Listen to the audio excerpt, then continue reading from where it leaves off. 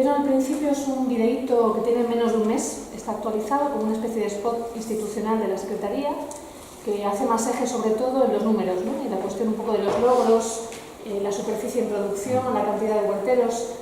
Yo lo que pensé un poquito es una presentación un poquito en función de lo que Marian me orientó, que hace eje en la parte descriptiva de la agroecología urbana, pero también en los logros que se fueron consiguiendo en estos años de políticas públicas y también los puntos críticos, que son los elementos por ahí que dan más para el debate y para los aprendizajes en función de los errores o de las dificultades que encara la agricultura urbana. Bueno, lo primero quiero agradecer, antes de arrancar, al grupo de investigación de la facultad y especialmente a Marian por la invitación, porque estoy muy contenta de estar aquí. Bueno, antes de arrancar un poquito con la experiencia de Rosario, me parecía importante, no sé cuántos conocen Argentina o la región pampeana, pero bueno, para hacer un poquito una caracterización básica de dónde está enclavada la experiencia de agroecología rosarina. Bueno, primero el país es un país con una superficie amplísima, la Argentina, tiene mucha diversidad, distintas regiones o ecorregiones en el país. De esa superficie tan amplia, todo ese porcentaje, en torno al 65% de superficie agropecuaria, o sea, es un país todavía eminentemente rural. Lo que sí se detecta, que ahí aparece un poquito en los porcentajes, es que hay una gran concentración de la tierra, ¿no? De esa superficie, que es casi 65%, a pesar de que la mayoría de los establecimientos son de la pequeña y mediana agricultura familiar, en realidad solamente el 13% ocupan en cuanto a la tierra. Y esto se va cada vez agrandando más esta brecha de concentración y de desigualdad. Y particularmente la ecorregión pampeana, la configuración originaria, es un poco la imagen del gaucho, ¿no? Grandes llanuras, pastizales, ese es el ecosistema un poco originario, que desde hace unos 20-30 años se ha intervenido y está muy degradado, o sea, ese paisaje original hoy casi no existe. Hay una intervención del paisaje muy fuerte en función de armar la superficie de producción de los commodities, ¿no? La soja es el gran monocultivo de exportación que, bueno, genera la mayor parte del uso del suelo está dedicado a la soja y a otro cultivo que se llama el sorgo, que es una planta forrajera, se utiliza para alimento de ganado, y también el maíz, todo transgénico. Entonces ese ecosistema original de la pampa húmeda se ha visto muy modificado y muy intervenido.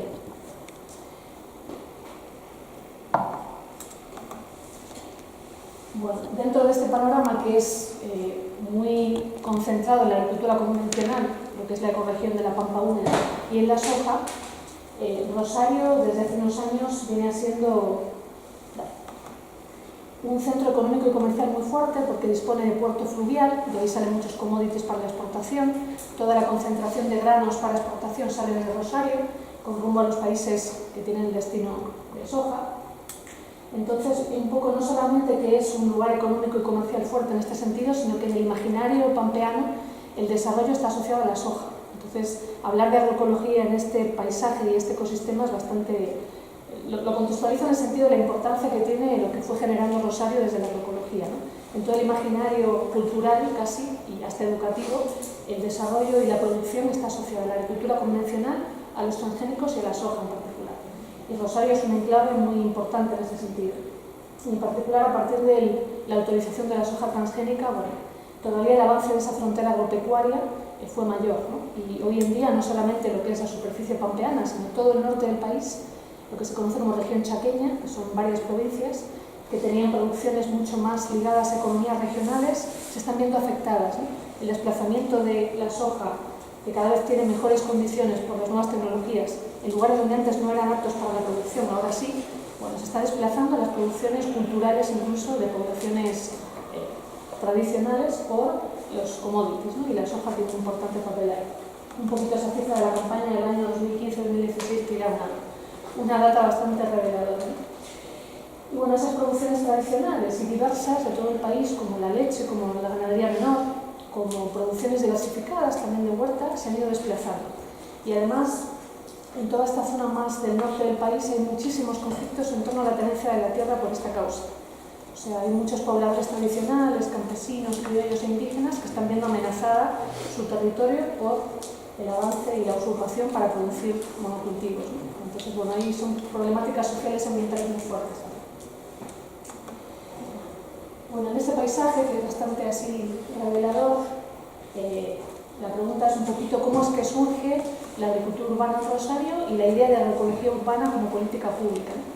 Y ahí tiene un papel muy importante la crisis en la que andaba sumido el país a fines de los 90, en el 2001. Un poquito les tiro un pantallazo, pero seguro acá saben que en el 2001 eclosionó en Argentina, Corralitos como uno de los fenómenos más así conocidos, pero fue todo el país estaba sumido en una emergencia social, alimentaria, económica fuerte, como resultado de las políticas de ajuste del FMI y del Banco Mundial. Ahora mismo estamos yendo hacia la misma situación. Yo llevo 13 años en el país y un poco encarrilé. Cuando llegué allá estaba el país recuperándose en el 2005, que fue mi llegada, y ahora con el cambio de gobierno hace 2 años y medio, bueno, de vuelta está empezando a ver políticas neoliberales, ajuste, deuda de vuelta con el FMI, con lo cual mucha gente habla de volvemos al 2001. Bueno, es bastante grave. Y en ese contexto, en ese momento, los grandes núcleos urbanos, Rosario, Buenos Aires, Córdoba, son los más afectados por la crisis. Había situaciones muy complicadas en torno al desempleo, la subocupación, crisis alimentaria también, las economías familiares bueno, con dificultades para poder subsistir, mucho trabajo en negro. En la ciudad de Rosario se detectaban casi 100 asentamientos irregulares, o sea, situaciones donde la gente ocupaba lugares y bueno, vivía como podía y sobre todo se iban generando condiciones para una alarma social fuerte, ¿no? En un país que estaba por estallar. Una huerta me decía, el país estaba que explotaba, ¿no? La sensación de un caldo de cultivo de emergencia, ¿no? En muchos niveles. Y en este contexto, desde el año 80 y algo, principios de los 90, había una ONG de agrónomos, rosarinos la mayoría, que venía trabajando por una cuestión de militancia y de convicción con algunas familias, que a su vez había familias también trabajando algo de huerta para poder comer, así directamente, para el autoconsumo, y empezaron a trabajar en la agroecología y la huerta urbana como una manera de ir conteniendo un poco situaciones económicas familiares, ¿no? Casi como una manera de paliar una crisis alimentaria que era generalizada en la ciudad. Ese trabajo arrancó más o menos, creo que FEPAD viene del año 80 y algo, eran 7 u 8 ingenieros, algunos técnicos, y empezaron a trabajar con los barrios, las familias más humildes, la idea de la huerta agroecológica. Bueno, este testimonio lo rescaté porque así la entrevisté y fue tal cual lo que dijo textualmente. Ella es una huertera que trabaja en un espacio que es el Parque Huerta Molino Blanco, sigue ahí todavía, y ella contaba un poquito de cómo fue el origen de esta experiencia y de la política pública y su experiencia vivencial, ¿no? Entonces, bueno, plantea esto era un basural, lo fuimos limpiando, la familia arrancó ya a trabajar por su cuenta para poder comer. En el 2001, bueno, fueron terribles esos años, arrancamos con algo de verdura para el consumo de las familias, no teníamos idea de lo que era una semilla y una verdura ecológica, así, queríamos comer nomás. Y bueno, cuando empieza el PAU, que es el Programa de Agricultura Urbana, antes de la institucionalización, el ingeniero nos propone empezar a trabajar desde la agroecología, no cualquier verdura, ¿no? Bueno, y aparentemente lo que cuenta es que Rosario estaba muy mal, estábamos cagados de hambre y de alguna manera esa perseverancia de los ingenieros y los técnicos les fue convenciendo para empezar a pensar en trabajar desde la agroecología y la producción de verdura para autoconsumo. Bueno, y lo que plantea ella es una de las personas cuya familia, son 5 o 6 integrantes, viven de la agricultura urbana. Tienen la vivienda ahí al lado de la huerta, producen, venden en feria, arman bolsones y bueno, esta experiencia de 15 años de política pública a ellos les beneficia porque tienen su sustento por lo menos garantizado, ¿no? de consumo familiar y de ingreso. Me parece interesante rescatarlo porque es como un testimonio bastante fuerte de cómo se origina esta situación. En los 90 ya empieza a haber algún nivel de institucionalización, sin ser todavía el programa de cultura urbana como política pública municipal, pero ya empieza a haber alguna articulación de la organización, cuyos ingenieros tenían vínculo con el programa Pro Huerta, que es un programa a nivel nacional. Empezaron a hacer algunos vínculos y articulaciones con programas de gobierno y ya empiezan como a hacer acciones más sostenidas con algunas huertas comunitarias y barriales. Creo que en el año fines de los 90 ya empieza a haber como una ordenanza que regula ciertas huertas con una superficie y que está destinada principalmente a consumo familiar. O sea, ya se empiezan a ver acciones un poquito más orgánicas. Y ya al final, fines del 2001 y en plena eclosión y crisis en la ciudad, la que era la Secretaría de Promoción Social, que hoy no existe, ahora les cuento un poco el cambio, se da cuenta un poquito del trabajo que se viene haciendo con las familias y les parece interesante armar un convenio con esa ONG para empezar a integrar como política pública todo lo que era el trabajo ordenado con las familias en torno a las huertas y el alimento para consumo. y de alguna manera el objetivo era contener la crisis, por lo menos a nivel alimentario, que se venía dando en la ciudad. Tratar de empezar a accionar sobre familias más vulnerables, sobre barrios carenciados, sobre asentamientos irregulares, con la agricultura urbana como eje principal.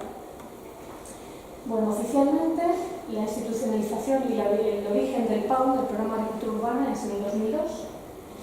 En ese momento ese programa se integra dentro de la Secretaría de Promoción Social, que es una secretaría que depende directamente de la Intendencia de Rosario, o sea que hay un eje claro de plantear la agroecología urbana como política pública municipal, o sea que hoy día tendría 15 años de recorrido, y el objetivo, yo lo tracé tal cual como está expresado, de ese programa era promover un proceso de construcción de desarrollo local agroecológico a partir de estrategias participativas y solidarias de producción, transformación, comercialización y consumo.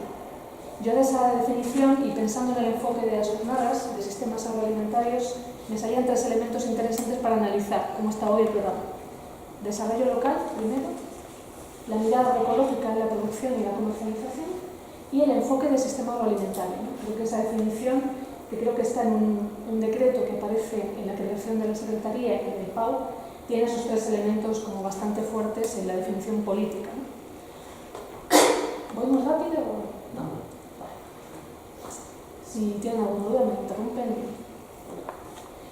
Bueno, este dato me parece interesante rescatarlo, que es el programa en el que yo entré a trabajar cuando se originó un proyecto de cooperación del Instituto de Cooperación Económica Internacional de Italia y de Asuntos Exteriores, porque fue un proyecto grande de 1,5 millones de euros durante 3 años, y ahí fue donde yo me inserté como técnica, cuyo objetivo era, desde la formulación, consolidar el programa como estrategia socioproductiva de lucha contra la pobreza e inclusión socioeconómica.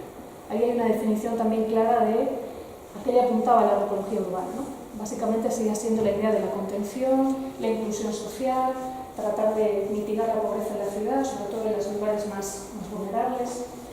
Y bueno, hay una combinación de actores interesante, el ICHEI, el Instituto de Cooperación, lo que era la ONG CEPAC, que seguía siendo parte de ese espacio de actores. Hay que destacar que bastantes técnicos de CEPAC integraron la estructura municipal, hoy son técnicos municipales, esa ONG quedó un poquito a un nivel más secundario, y el Instituto Nacional de Tecnología Agropecuaria a través de ProHuerta, que bueno, era el actor fundamental a nivel nacional, que sobre todo brindaba semilla y muchas veces el acompañamiento técnico también. O sea, algunos de los técnicos de CEPAC, que eran técnicos municipales, también estaban contratados por ProHuerta para brindar la semilla y hacer algún acompañamiento reforzado a nivel técnico.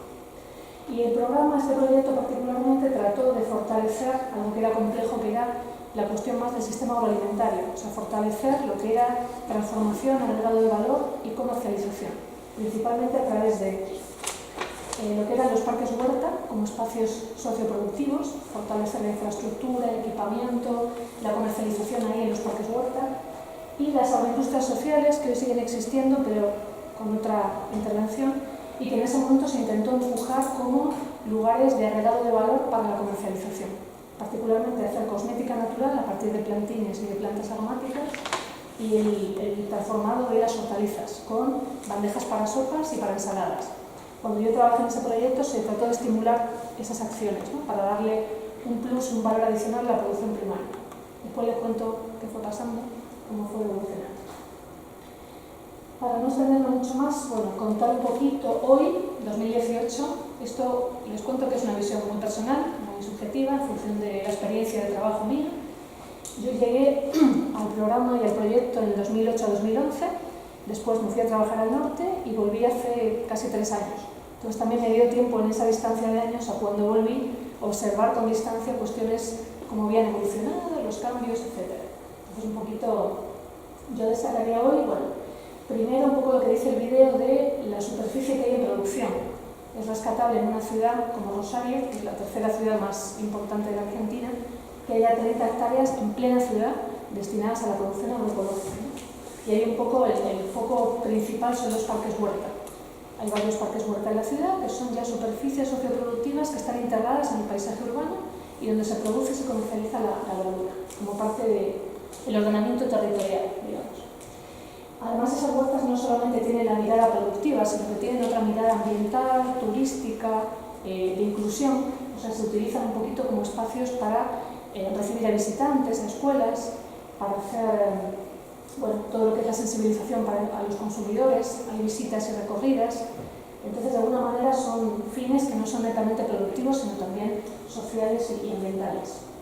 Después hay un grupo de huerteros que son productores estables de alimentos sanos, que de alguna manera tienen el ingreso a través de la venta de la verdura que ellos producen, o sea, es un canal corto inmediato, y están principalmente priorizados ciertos colectivos sociales que ya de origen venían con un nivel más de jerarquización de la política pública, como son jóvenes, personas con riesgo de exclusión social. Hay un programa ahora que se articuló con la provincia que se llama Nueva Oportunidad, que son jóvenes que han tenido alguna cuestión han estado en reclusión y son como reinsertados a la sociedad con ciertos servicios y oficios. O sea, son colectivos sociales que se priorizan en la huerta y que generan ese perfil social de la producción. Y después, hoy se está haciendo mucho énfasis en visibilizar y sensibilizar a la ciudadanía con la posibilidad de hacer huerta en casa, desde la agroecología.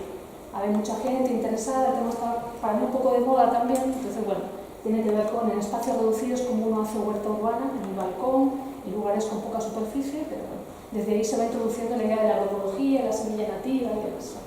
Estas son algunas fotitos de algunos parques huerta, de lengua español. Es una huertera histórica del programa de cultura urbana.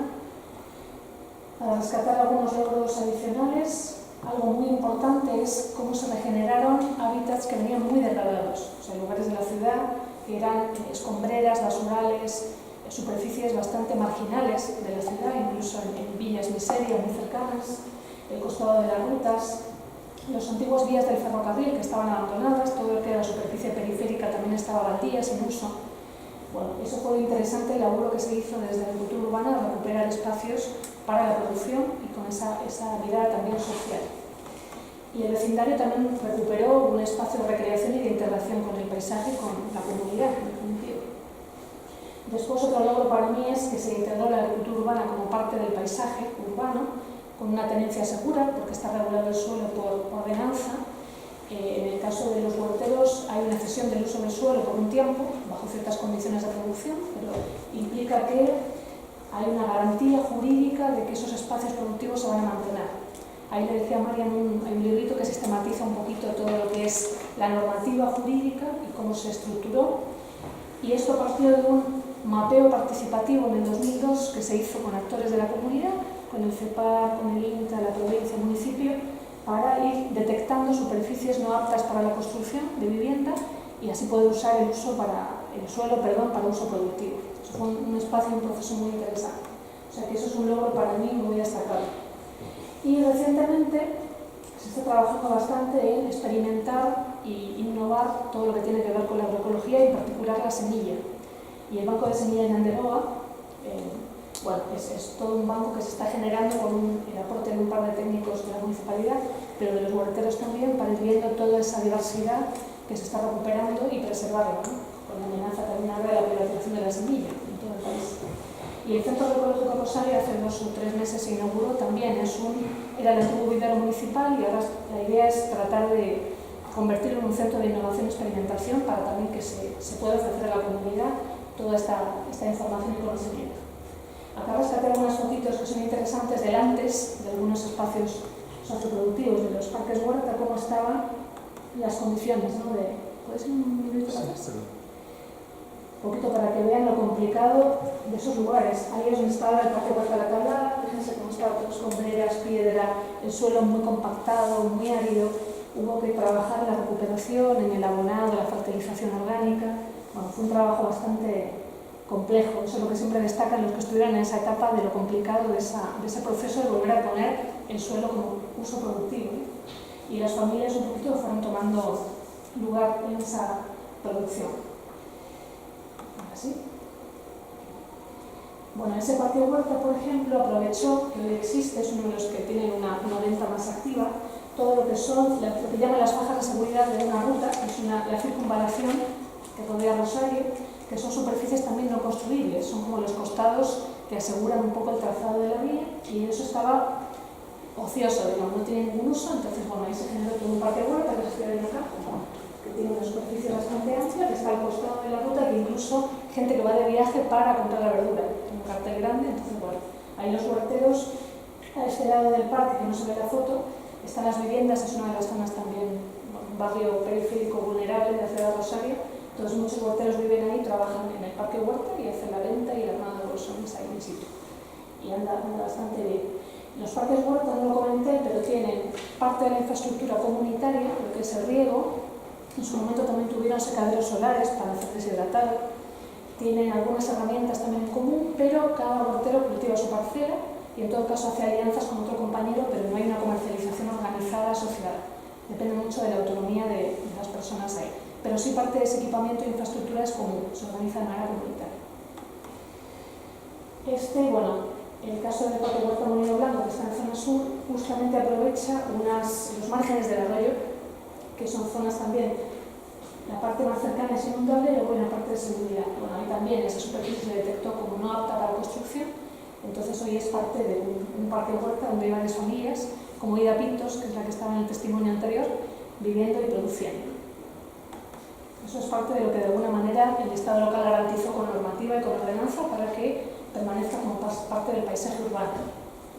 Y si uno pensara hoy día en la parte, lo que tiene que ver con sistemas agroalimentarios, como el programa de agricultura urbana encamina o no esa mirada, bueno, hay un espacio que también está integrado como permanente en la ciudad y regulado por normativa, que son las ferias semanales, hay bastantes ferias, y hoy día en el año son como 700 ferias, contando las regulares, las itinerantes, algunas que son especiales, y el biomercado, que es un espacio bastante reciente en que se comercializa la producción.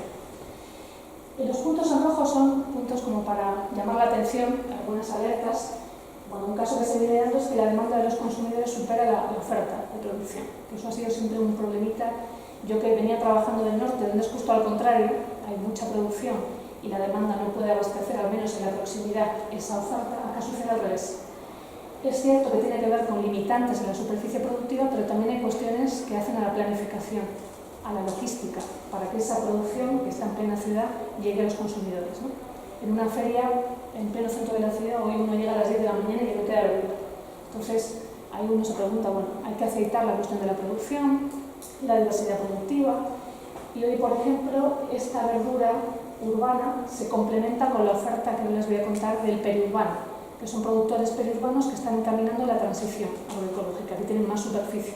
Entonces hay una cuestión de convivencia en la oferta de la feria, de la verdura más netamente del agricultor urbano con el periurbano, que también genera sus situaciones, porque son perfiles diferentes, bueno, como para conversar. Entonces uno de los puntos que en el proyecto en el que estuve nos tocó encarar tenía que ver con la comercialización, y bueno, lo que ahí les destaco son algunas evaluaciones propias, ¿no? Y autocrítica también de cómo organizar mejor la planificación productiva, la logística y los canales de comercialización para que esa demanda pueda abastecer ampliamente la oferta abastezca ampliamente la demanda, que es creciente hoy día en los consumidores. Y otro punto alerta, que hablaba recién con Raquel y me decía que era justo lo opuesto por aquí, es que la municipalidad tiene un rol muy fuerte hoy día en garantizar todas estas estructuras de producción y comercialización. Hoy día garantiza todo. O sea, el Estado local garantiza la semilla, el flete de la verdura, el armado de toda la estructura de feria a través de una cooperativa contratada por la municipalidad y hay un coordinador que es un técnico municipal. O sea, que el rol del huertero queda limitado a llegar a la feria, disponer de su espacio, vender y ya está. Bueno, hay cuestiones para mí interesantes para analizar, por eso lo pongo rojo. Bueno, otro canal interesante de agregado de valor eran los bolsones de verdura.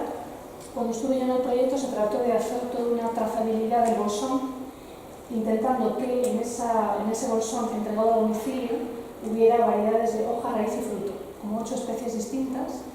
Y ahí lo interesante era tratar de sumarle un valor a la producción y entregar directamente a un consumidor fidelizado, por lo menos concientizado.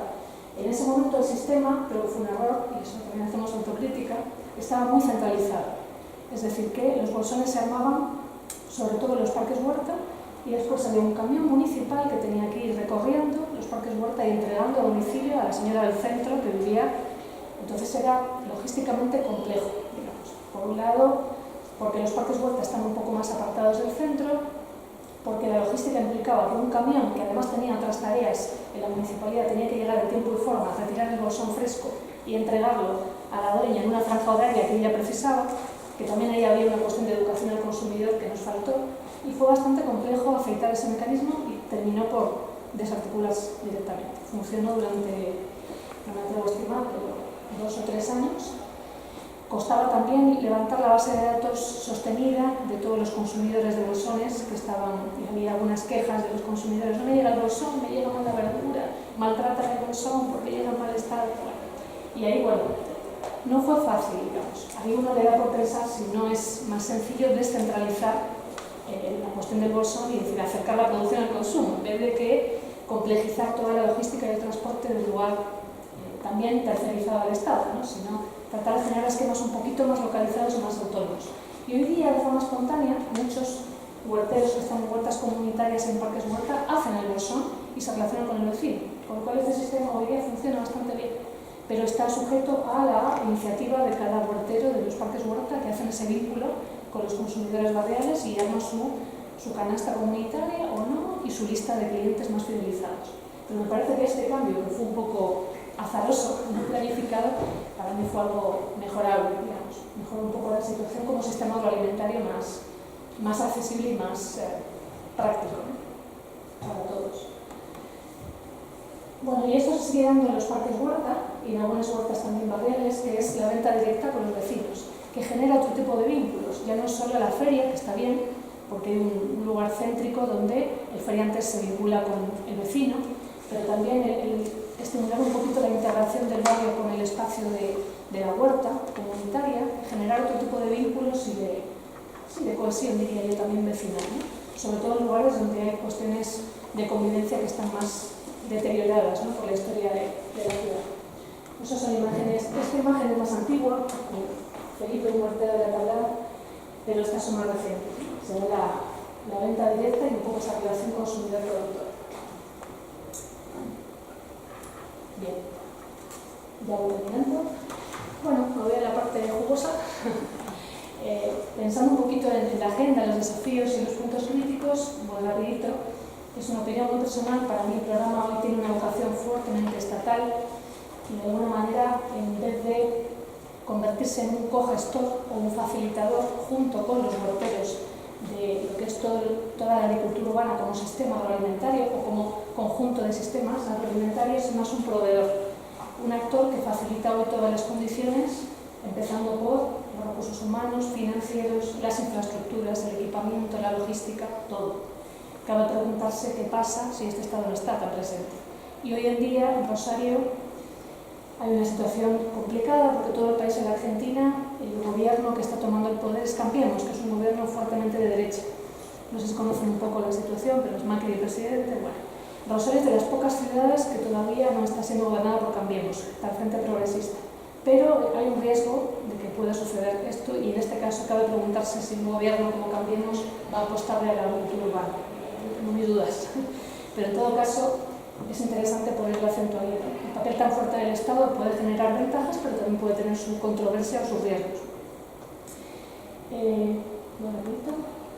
Bueno, para mí, a mi juicio, no están consolidados sistemas agroalimentarios locales. Sí hay algunos canales de venta muy integrados como las ferias, que realmente son lugares de venta donde se produce esa comercialización y ese ingreso, pero este encadenamiento de producción agregado de valor, transformación, que era una idea originaria del programa, vieron esa definición que puse antes, desarrollo agroecológico local y sistemas agroalimentarios, hoy día no se da, a mi juicio.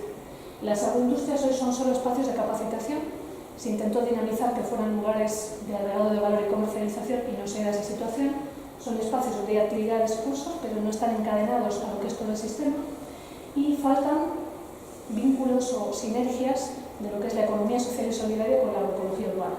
Yo que coordino la Escuela de Emprendimientos de Economía Social, transitan algunos huerteros a los cursos de formación, pero de manera medio espontánea. No hay una mirada de cómo no integrar empresas sociales vinculadas a la agricultura urbana cuando la Secretaría integra agroecología urbana y economía social. Entonces ahí tenemos como que aceitar para mí esos sistemas y articulaciones.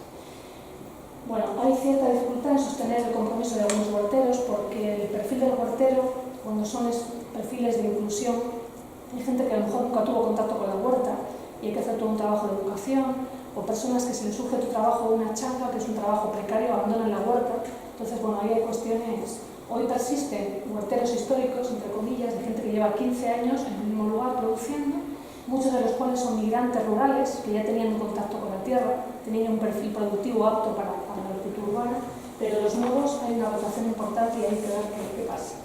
Y se sigue sumando superficie de producción y faltan personas quizá para seguir cultivando, ¿no? Para que haya un balance más equilibrado. Ahora, igual con la crisis, estamos notando como mucha más llegada de personas desocupadas buscando también un ingreso a través de la huerta, pero bueno, cabe pensar un poquito cómo balancear más esa relación. Y ya para ir terminando, ponerlo junto todo y así lo digo. Bueno, para mí 3 puntos como para trabajar, por eso un poco en verde, como agenda futuro, es trabajar la certificación participativa de garantía. Durante todos estos 15 años de política pública no se abordó. Se habla de una certificación social en el sentido de que hay una confianza de ciertos consumidores con los productores, pero no deja de ser algo intangible, que de alguna manera falta sostenerlo. Y yo creo que ahí están las condiciones y los actores dados para que se trabaje un sistema de SPG perfectamente, y bueno, hay que ponerle la prioridad política a eso. Por otro lado, sería interesante también potenciar el vínculo y el compromiso con los actores consumidores, que hoy día no está del todo aceitado. Había en su momento consumidores de bolsones que armaron una red de consumo responsable, esa red desapareció. Hoy se armó una tienda privada de consumo, donde están productos de agricultura, pero es un espacio privado. Entonces, ¿cómo rescatar alianzas más sostenidas de los consumidores concientizados con los agricultores? Y por último, para mí es clave, pero bueno, es complicado, generar más espacios de autonomía y de autogestión y participación en los huerteros. Son personas que están concernidas en la producción y se les tiene que tener en cuenta para decisiones que tienen que ver con la planificación y la comercialización. Hoy más el huertero es una persona pasiva que tiene al técnico, que marca el lineamiento, tiene todas las condiciones dadas para producir y comercializar, pero no toma decisiones ni está involucrado en la planificación de alguna manera de algo que le concierne directamente. Y me parece que con esto... perdón, termino una cosita nomás, que es un proceso reciente que se está dando, que es este que les contaba de la transición agroecológica de familias que están en quintas, son familias de mayoría de origen boliviano, que trabajan quintas hortícolas en lo que es el cinturón verde que sale en el video y en la zona periférica de Rosario, a pocos kilómetros. Bueno, es un proyecto bastante reciente, pero es interesante porque está concientizando un poco a la comunidad rosarina y a distintos espacios del Estado. Bueno, un poquito el objetivo del programa es ese. Es bastante reciente, con lo cual es difícil evaluar todavía cómo vamos transitando, pero hay varios productores que están encaminando esta transición. Y son eso, ahí el perfil es diferente porque son más quinteros familiares, ahí es difícil también un poquito articular la urbanización, pero son superficies más amplias. Acá el problema también es vincularlo con la demanda en Rosario, a pesar de que están a pocos kilómetros, porque hay toda una cuestión de flete y de transporte, pero bueno, hay un empuje importante por este lado para seguir sumando no solo lo que es la ciudad, la agroecología, sino el cordón periurbano. Y ya la última diapositiva, creo. Bueno, ahí ven todos los actores que están en esta iniciativa. A pesar de que son varios espacios del Estado, son 4 o 5 personas las que están trabajando con mucho compromiso y mucha militancia, sobre todo en la localidad de Soldini, que es la más avanzada. Bueno, y en el caso de Rosario también la municipalidad está involucrada. Y un poquito les resalto los puntos así que llaman la atención, que cuesta como limitante para poder encarar bien este proceso, que tiene que ver con que los productores son arrendatarios, pagan un canon fijo, por lo cual tienen un costo fijo elevado independientemente de que vendan o no. O sea, no son dueños de la tierra de cultivo, tienen complicaciones en la comercialización, dependen de un intermediario, todavía no han resuelto eso, y tienen algunas debilidades en lo que es la capitalización y la infraestructura y el capital de producción para trabajar.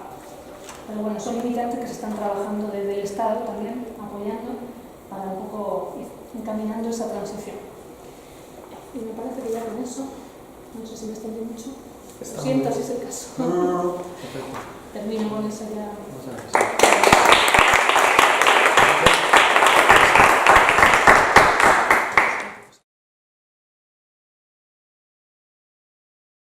Vale, yo voy a contar una película que, hombre, la película esta lleva muchos años, ¿no?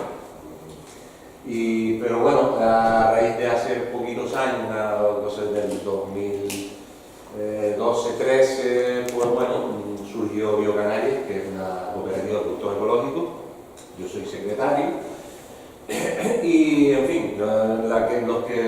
hicimos esto, somos todos unos viejitos, somos todos mayores de 50 años. Ahora ha empezado a entrar gente, ¿qué pasa? Y yo, claro, como yo no sé si todos están convencidos, pero para que se convenzan de verdad, esta es la, digamos, un modelo que la gente llama insostenible y yo llamo degenerativo. En fin, aquí no hay ningún producto que yo cultive y no creo que ningún agricultor que ustedes conocen haga algo de eso. En fin, si hay alguien, pues puede ser que igual hace un negocio. Y claro, yo aquí, pues bueno, estos carbamatos y organofosforados están quitando, son actores que ya están desapareciendo. Todavía queda un actor muy importante, que es el glifosato, pero aquí podemos sustituirlo. NIM, aceite de caramba, en fin, aciraptina, porque son los actores principales son Bayer, Syngenta, BASF, DuPont, Monsanto. Vamos a ver, estos no los hemos quitado de arriba. Nosotros los agricultores ecológicos tenemos un hándicap y es que trapiqueamos, así de claro, con los insumos. Ahora ya no usamos organofosforados, pero seguimos usando un producto de Syngenta, ¿vale? Y como es lo mejor el producto de Syngenta, bueno, entonces, claro, digamos que vamos a un reduccionismo donde siempre al final los que ganan son los mismos. O sea, el dinero no lo tenemos nosotros los agricultores, lo tienen la gente. Entonces yo creo que deberíamos cambiar el concepto un poco, ¿sabes? Y no ser traficantes de insumos. Los insumos no los hacemos nosotros, ¿vale? Si podemos, ¿no? Para una muestra de lo que antes de la diapositiva anterior es todo esto. Nosotros en Canarias tenemos digamos, una gran pérdida de suelo fértil. Claro, que nosotros hablamos un poco de ecología y claro, esto entra dentro de la agroecología porque, digamos, ha habido un exceso de abonado. Para poner un ejemplo, antes se usaba el guano del Perú, el guano de Chile, el nitrato de Chile, bueno, pues se sustituyó, yo creo que en 6 meses, porque vino un señor que dijo, no, fosfato monoamónico, eso es lo mismo que... además, se llama guano, le siguen llamando guano, los agricultores dicen, no, le quieren guano, y el guano ahora es nitrofos, NPK, ¿vale? Entonces, en fin, todo ese engranaje que nosotros, digamos, estamos padeciendo, hace que tengamos unos paisajes degradados, ¿no? Esta finca actual es mía, se la cogí hace 3 meses, esto está lleno de garrapatas, ¿sabes? Entonces la gente me dice, no, ¿tú qué vas a cultivar garrapatas? Digo, mira, te apuesto que en 6 meses, en un año, ahí hay otra flora, hay otros bichos, en fin, tiene pájaros, ¿sabes? Porque una de las cosas que yo les digo a mis alumnos cuando los tengo en la finca, les digo, mira, hagan una prueba, vayan a una producción, digamos, convencional y siéntense por la mañana con un bocadillo. Y a ver qué oyen y qué ven. Absolutamente nada. Vayan a una producción ecológica que lleve 4 o 5 años y es un mundo infinito de bichos, animales, gente comiendo. Estos son ejemplos de cosas, proyectos que hemos emprendido, de agricultores, que hemos empezado con tierras que prácticamente no hay ni madera, en fin, con pH altísimos, con, en fin, sodio del 17%, unas cosas así, que en 6 años pues ya se hacen productivos. La idea es que no vale solo con cambiar el concepto, nosotros ya tenemos que regenerar, o sea, hay que regenerar porque la realidad es que la agricultura es intervención y ha intervenido de tal forma que ha destrozado el paisaje. Y ya pasamos un poco, para ir un poquito más rápido, con los hándicaps, o digamos los aspectos negativos que nosotros en Gran Canaria, creo que es compartido bastante por lo que he escuchado, por bastantes agricultores de lo que es otros territorios, y es la ausencia de planificación de los productores, falta de formación, esto es muy importante porque no, vamos a ver, el agricultor es también un químico, ¿sabes? Porque es que nosotros tenemos que saber cuando una planta tiene falta de nitrógeno, magnesio, en fin, y todas esas cosas pues tenemos que saberlas, ¿no? Es imprescindible la formación. La subvención de productos e importación de alimentos es, vamos a ver, nosotros cultivamos papa o patata, papa, y vamos a ver, y y la papa tiene una sumisión de 0,20 céntimos por kilo. O sea, si yo tengo una gran producción, pues la gran producción esa, en fin, si 1.000 kilos a 0,20 yo puedo bajar el precio, y el señor que tiene una parcelita o que se dedica a eso y vive de eso, pues no le da ni para comer, ¿no? Esto se llama REA, Régimen Especial de Abastecimiento. Recuérdenlo cuando lo vean los periódicos, el REA. ¿Vale? La poca capacidad de inversión, porque evidentemente el dinero no lo tenemos nosotros, lo tienen los bancos, y lo tiene Singenta, lo tienen las casas comerciales. La falta de terreno, digamos, de calidad. A nosotros nos cuesta un montón porque acceder a terrenos, porque el campesinado canario es muy apegado a su terruño, ¿no? Y entonces casi prefiere que le corten las venas antes de que oye, si aquello es mío, ¿no? De mi padre, pero mira, se está muriendo, bueno, pero te lo voy a dejar aquí, ¿sabes? En fin, no hay gestión empresarial ninguna. Esto es una cosa que ha ido cambiando, ¿no? Y la falta de ayuda financiera, que nosotros somos un sector que somos la panita pequeña de lo que es la economía. Pero sin embargo tenemos aspectos positivos que en estos últimos años, a partir del 2010 o 2007, por ahí estos años que hay como un boom. Los técnicos, esto es importante, porque los técnicos de la administración han cambiado. Digamos que los que estaban antes pues se han jubilado, se han merecido una jubilación, yo estoy muy contento de que se hayan jubilado, y han venido técnicos que son un poco de nuestra edad, en fin, un poco que tienen una especie de sensibilidad. Hay una articulación del sector ecológico con nuevas asociaciones, hay sinergias entre operadores y digamos, consumidores y gente que tiene tiendas y ventas. Hay unos nuevos nichos de mercado que pueden ser colegios, geriátricos. Hay un nicho de mercado increíble que no está tocado, que son 20 millones de personas que nos vienen todos los años a visitar. Además que en su tierra, en su pueblo, lo orgánico es lo normal, ¿sabes? O sea, quiere decir que es una palabra que conocen. Hay un mercado de demanda emergente, multitud de ferias, cada vez más. O sea, hay tantas que no podemos atender a todas, ¿no? O sea, entonces tú vas a esta, tú vas a la otra, así estamos, ¿no? Hay una posibilidad de desarrollo tecnológico porque hay una innovación continua en nuevos productos, en nuevas formas culturales de hacer las cosas, y hay una apuesta a soberanía alimentaria por parte de la administración, concreto del Cabildo de Canarias. Esto ha articulado un poco una serie de compromisos, digamos, que ha hecho que muchos agricultores que veíamos como, o sea, llevamos llorando a final de mes en Torreal, o sea, a ver, ¿qué hago yo aquí? Porque no me digo otra cosa, ¿no? O sea, pues bueno, empezamos a ver un poco la luz, ¿no? Entonces, pues las sinergias estas y los aspectos un poco que han cuadrado, pues ya han empezado a ver formación agraria empresarial, hay una escuela de capacitación agraria que da módulos de agroecología, en la escuela se llama de agroecología, eso cambió hace como 4 años y es muy importante. Digamos, hay incidencia en la comercialización y en la gestión empresarial de los agricultores nuevos que intentan llegar al mercado. Digamos, la composición de las asociaciones ha hecho que hay más superficie cultivada, hay más gente joven que está entrando digamos, alimentando un poco, generando un poco digamos, de ampliar más tierra. Una marca única, y eso es normal, porque ahora todos sabemos plátano de Canarias o productos de Canarias. Bueno, pues ahora hay una marca también que puede ser agroecológica, Canarias, en fin. Esto nos da más pie a tener más programas de ayuda, programas de inversión y desarrollo, con lo cual hay más profesionalización del sector, o sea, hay gente que se preocupa un poquito más para hacer las cosas profesionalmente. Esto cuesta un montón, me parece que no es fácil, pero es muy difícil. Y ya somos un interlocutor efectivo con la administración, o sea, ya somos alguien, porque yo si voy directamente a un señor de la administración y digo, oye, yo soy agricultor ecológico y tengo 3 hectáreas. ¿Y qué? Y dice, bueno, ¿y qué?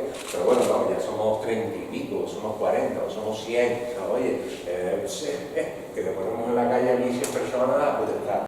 Bueno, no, espérate, siéntate ahí, vamos a hablar. Porque nosotros hemos ido, esto es real, hemos ido a hablar con un consejero del Cabildo y nos ha atendido leyendo el periódico. No, sí. Bueno, pero ¿nos estás haciendo caso o es por atendernos porque te damos pena? Entonces, y hay un proyecto, digamos, de un centro logístico y una central de ventas. Pasa. Digamos que la estructura del sector alimentario siempre se ha basado, y eso en Canarias y en todos lados, creo yo, con una presión de las grandes distribuidoras sobre el precio de los productores, cosa que a nosotros no nos pasa, porque nosotros somos, yo no sé si aquí pasa igual, pero digamos, nosotros ponemos el precio de nuestros productos. En Canarias nosotros estamos poniendo, o sea, yo como productor digo cuánto vale mi producto. O sea, mi lechuga que plantaba hace unos años, yo la vendía a 0,25 céntimos, el precio lo ponía yo. O sea, no había una cadena comercial que me decía, te voy a pagar las lechugas a 0,40. Digo, bueno, ¿dónde te vas tú o buscas en otro lado? Yo las mías te las tengo en y eso, y claro, gracias a una falta de ordenación del mercado, pues, digamos, la superficie anclaban a la gente. ¿Qué está pasando? Ahora es al revés, ahora están detrás de nosotros, Campo, Carrefour, Lineales de Carrefour, detrás de nosotros, productos de cercanía. No tenemos, nosotros no vendemos a grandes superficies, no estamos vendiendo todavía. A lo mejor algún día vendemos, pero sí es una apuesta que un poco nosotros estamos diciendo, no. Las grandes superficies después. Primero vamos a articular un poco una serie de personas que, digamos, que a las grandes superficies te pagan a 3 meses y eso venta contado, y a nosotros eso no nos interesa, ¿vale? Y además que cuando empiecen a tener con el dinerillo que deben vender el dinero, empiezan a jugar con el precio y dicen, ahora te lo vas, si quieres que te pague, te bajo el precio, ¿eh? Entonces esa, digamos, por eso la primera diapositiva es importante, porque es un cambio de modelo, tenemos que cambiar el modelo de primero de asociación y de producción, y además un modelo de pensamiento. A mí se me ocurría antes que los canales cortos de comercialización están bastante bien, pero es que hay un canal corto de pensamiento, ¿sabes? O sea, hay gente que no llega, ¿sabes?, simplemente a cambiar los conceptos, ¿no?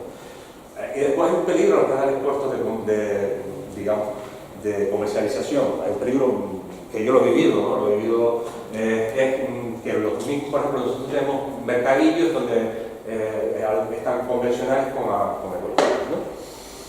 Y claro, ven como el agroecológico pues, va subiendo, la gente va más, ¿no?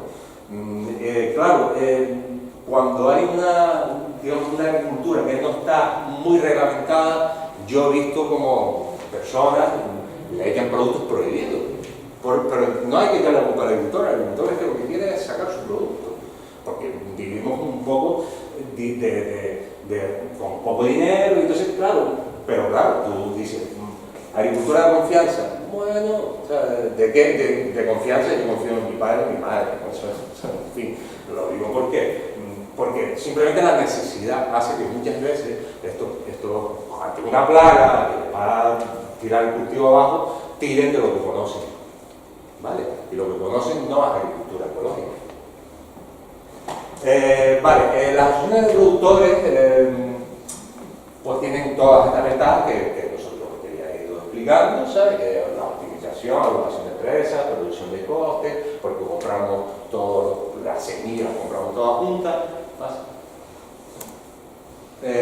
y entonces, bueno, la realidad de Canarias, ¿no? La realidad de Canarias es que, además, es muy diversa, ¿no? Por ejemplo, vamos a poner un ejemplo, La Palma. La Palma tiene 417 hectáreas, o sea, como ven, es casi la mitad de Gran Canaria, y tiene 300 casi los mismos operadores, pero claro, aquí hay mucho comercio de plátano de exportación, o sea, que ha entrado en ecológico.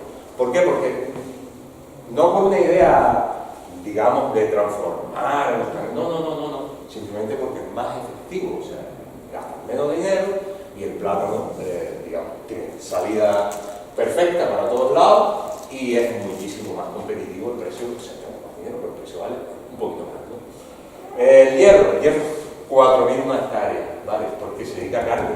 Aquí es la única cabaña de vacuno que hay ecológica, está en el hierro, porque tiene una dehesa muy despoblada, de pasto, y entonces pues se han dedicado a carne. Lanzarote tiene, por ejemplo, una quesería, ¿vale? Entonces, digamos que tiene operadores, Yo le daría un premio de Fuerteventura, porque además es muy difícil cultivar allí, muy difícil, la gente lo conozca, hay muchas playas muy bonitas, pero es muy difícil. Pero claro, yo le daría un premio porque además están haciendo muy buena agricultura, o sea, yo voy a aprender, yo llevo aquí 30 años y voy a aprender a Fuerteventura. Gran Canaria, que es la isla más diferente, digamos, tiene muy pocos operadores, digamos, tiene muy pocas hectáreas, pero aquí tenemos un problema que nosotros, yo soy de Gran Canaria, hemos siempre tenido una agricultura de parcería. Nosotros hacíamos los tomates que ustedes comían, ¿no? Cuando decíamos, tomate de Canaria, salía de Entonces, ¿qué pasa?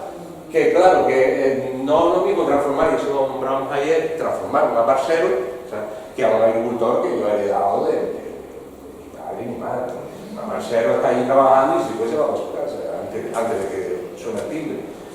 En Tenerife, pues lo contrario, en Tenerife ha habido muchas familias que han, digamos, que tienen sus mini huertos. En Tenerife hay una red muy grande de mercadillos municipales. Terriblemente, no sé si tan eficaz como aquella, o el Rosario, pero digamos que es una red que yo estoy muy orgulloso de la gente que trabaja en Tenerife, simplemente por la red de mercadillos que hay. ¿Vale? Pasa. Bueno, vamos a hablar un poco, parece que salto de un lado a otro, pero es así, que la realidad salto de un lado a otro. Vamos a hablar de la mesa, de cómo surgió, un poco cómo ha surgido Biocanaria, cómo surgió la Asociación de Productores. ¿Vale? Esto empezaron una mesa de seguimiento que empezaron en el año 2010 y importante porque estamos viendo cómo la administración, la intervención de la administración, de varias administraciones, no solo de una, puede generar riqueza. ¿Vale? Haciendo las cosas bien, no necesariamente dando dinero, dando ayuda, no necesariamente, sino apoyando lo que decían, la compra directa. ¿Vale? Por el Instituto Canario de Calidad Alimentaria, con la Consejería de Educación, hay un convenio y en el 2013 empezamos con los ecomercios. ¿Vale? Claro, ¿cuál es la pata floja de todo esto? Son los productores. ¿Por qué? Porque realmente nosotros habíamos hecho siempre agricultura ecológica de subsistencia. ¿Entiendes? Yo tenía mi semillero chiquitito, mi tal, y plantaba 20 cosas, iba a la tiendita, y claro, para 10.000 niños, mira que comen, los niños chiquititos que son, comen que te campan. Entonces, en fin, vamos, la pata era esta. Bueno, ¿qué ha cambiado? Primero por el compromiso. Hay que nombrar aquí a la gente del Instituto Canario de Calidad Alimentaria que ha puesto un poco la carne en el asador, que son técnicos, como yo decía, técnicos que han cambiado, digamos, un poco la óptica y son, pues, y el esfuerzo de productores, que en realidad ahora en los colegios en Gran Canaria somos como 30 y pico productores, pero bueno, ya vendemos, digamos, en Gran Canaria hay como 12 colegios, 2.000 comensales todos los días, lunes a viernes. Pues en todas las islas hay 51. Se han surgido asociaciones de productores por la lógica de tener que facturar una sola factura, en fin, una cuestión de comercialización. Ahí surgió Biocanaria como un actor, digamos, en este esquema, que somos 33 productores, porque cambia 33, más o menos 33, sí. Y claro, y entonces pues un poco pues estamos en la dinámica de darle de comer a los niños.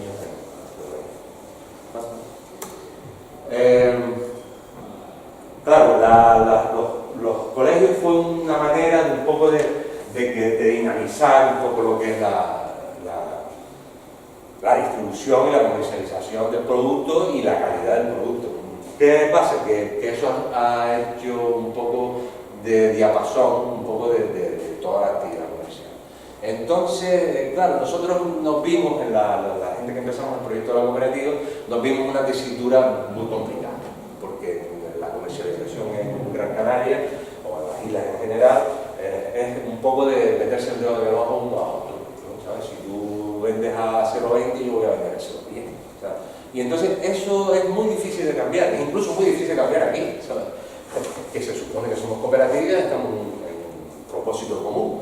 Entonces, bueno, se nos ocurrió integrarlo, vamos a meter a todos en el mismo canal y vamos a intentar organizarlo, ¿no? Ya les digo que esto es un propósito, si lo pinto de verdad, todo esto se llena de cruces, ¿no? Cruces para aquí, no se van para acá, otros venden por fuera, en fin, y es muy difícil, pero bueno, es como todo, todo es cuestión del propósito de llevarlo a cabo, Entonces nosotros hemos empezado, bueno, primero con los grupos de consumo, ¿no? Grupos de consumo que simplemente son productores, son consumidores.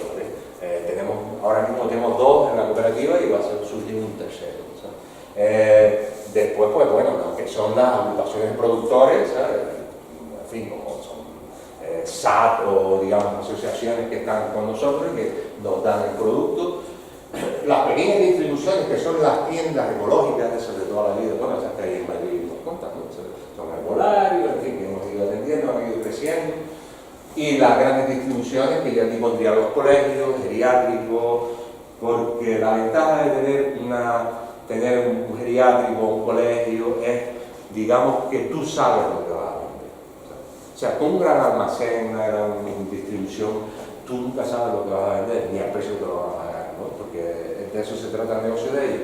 Sin embargo, el negocio, digamos, nuestro es que nosotros sabemos que vamos a cultivar tanto de lechuga y que va a ir tanto de lechuga a ese colegio. Y eso es una ventaja increíble. Yo les animo, porque se ha salido varias veces, a tirar por ese camino, ¿no? A que ustedes impulsen lo que son los comedores escolares, las escuelas infantiles, agrupaciones, porque las agrupaciones vienen después de que el producto sea o sea, tengamos que ponernos de acuerdo en que yo cultivo lechuga, tú cultivas pepino, el otro cultiva no sé qué. En fin, por la agricultura ecológica es verdad que yo lo decía antes en la mesa, que es mucho de llegar y, bueno, vamos a poner 20 cultivos, ¿no? Pero tenemos 5.000 metros, bueno, vamos a llenarlo. Entonces, claro, eso no es rentable. Eso, la gente que lleva un tiempo dedicado a esto, vemos que eso no es rentable. Bueno, eso es rentable para comer con la familia, pero no para comercializar. Pasa. Bueno, esto lo que hace es que transforma el paisaje.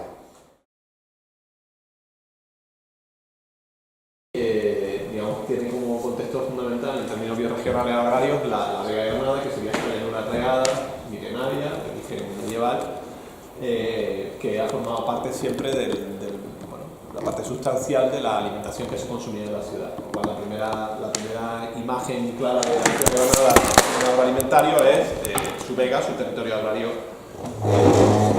no exactamente circundante, pero sí vinculado. Evidentemente no era el único espacio, ni siquiera en época medieval, que alimentaba la ciudad. La población de Granada es bastante más.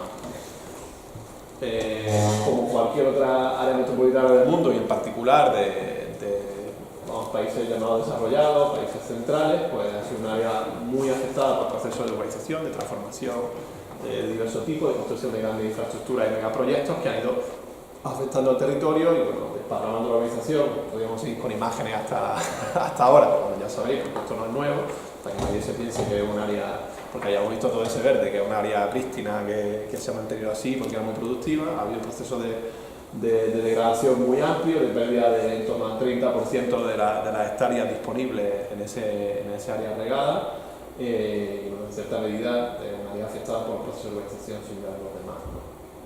Aquí podéis ver, por ejemplo, el incremento del porcentaje del suelo urbanizado o el suelo ocupado por la urbanización, la época sobre todo del boom de la industria inmobiliaria en nuestro país, y qué efectos inmortales. Es un lugar con grandes valores patrimoniales. Esto sería representativo de una parte importante de la agricultura de la bioregión de Granada, es decir, una ciudad histórica que tiene también una vinculación de ese carácter con el territorio que la rodea, de tal manera que ese territorio ha sido construido por las sociedades humanas durante cientos o miles de años, ¿no? O sea, un lugar con grandes valores patrimoniales, en un momento dado bueno, siempre muy vinculado a la producción de commodities, curiosamente, vamos a decir siempre. Después de la conquista, muy vinculado a la producción de commodities. Anteriormente estaba más vinculado a la producción de alimentación de ámbito más bioregional, por diferentes contextos sociopolíticos y también por la visión de cómo se construye el territorio en aquel momento. Pero después de la conquista se convierte en un lugar periférico. Nosotros analizamos eso como una primera idea de la colonización, que después se aplicó en América y en otros sitios. Pues aquí empezaron probablemente, y bueno, dentro de ese contexto de producción de commodities, pues un momento que era producción de remolacha azucarera, y posteriormente de tabaco. Pasó por otros sistemas de producción y actualmente también se sigue produciendo. El tabaco desapareció porque estaba muy vinculado a una ayuda pública, a una estructura de producción y comercialización estatal, y sigue manteniéndose en cierta medida en un territorio periurbano como este, producción de maíz y otra serie de productos que van al mercado global, ¿no? Con curiosidad, justo además en las puertas de la ciudad, ¿no? Que es una cosa completamente loca, pero bueno, eso sigue estando ahí. Destacaría también el sistema de acequia, un sistema de regado, un sistema de producción artificial de más de 1000 años que ha conseguido obtener producción agraria en este territorio durante todo ese tiempo sin gastar ni un kilovatio de energía exterior, excepto ahora a veces con la agricultura ecológica que necesita de agua de pozo, porque el agua de la acequia lleva agua no depurada de 100.000 habitantes en la área metropolitana, con lo cual está contaminada. Históricamente eso era bueno porque recirculaba y reutilizaba la carga orgánica como fertilizante, y ahora es un problema porque hay otro contaminante y porque además eso no cumple con los estándares de la certificación ecológica.